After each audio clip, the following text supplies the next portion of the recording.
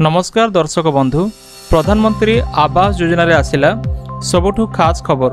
तेबे कौन रही नूतन खबर आसंतु ए वीडियो रे जानिबा।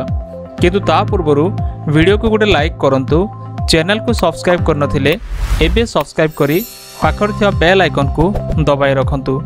प्रधानमंत्री आवास योजना रे आसिला सबुठु खास खबर, जहाँकि गरीब जनसाधारण पई प्रधानमंत्री आवास योजना आरंभ करिसंती केंद्र सरकार। एबे प्रधानमंत्री तृतीय थर शपथ नेबा परे आउ 3 कोटी बासगृह निर्माण पई मंजूरी देइछंती। ए योजना विगत 2015 रे आरंभ करा जायथिला।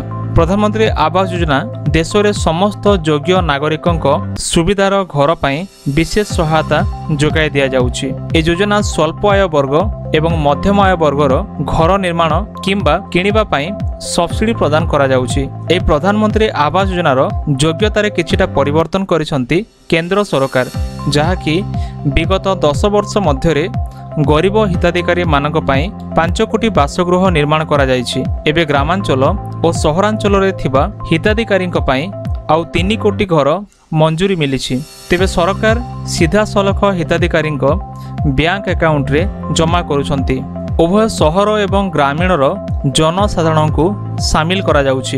एही प्रधानमंत्री आवास योजना अधीन रे भारत सरकार बस्ती रे घर निर्माण पई प्रत्येकटी घर पई 1 लाख टंका सब्सिडी प्रदान करुछंती। एही योजना रे गृह निर्माण पई ऋण मध्य नै परिबे। एथिरे मात्र 6.5% पर्यंत सुद्धा सब्सिडी मिली परिबो। जो मानकर नाम रे पूर्वरु कोनोसी घर नथिबो से हिताधिकारी माने ए योजना रे शामिल होई परिबे। ए योजना रे महिला माने अधिक प्राथमिकता पाइबे। जदि महिला माने हिताधिकारी भाबरे आवेदन करंती तेबे सेमानंकु ए योजना रे अग्राधिकार मिलिबो। तेबे योजना रे शामिल हवा को हेले केंद्र सरकार किंबा राज्य सरकारंको कोनोसी गृह योजना रे लाभ मध्य पाइ नथिबा जरूरी।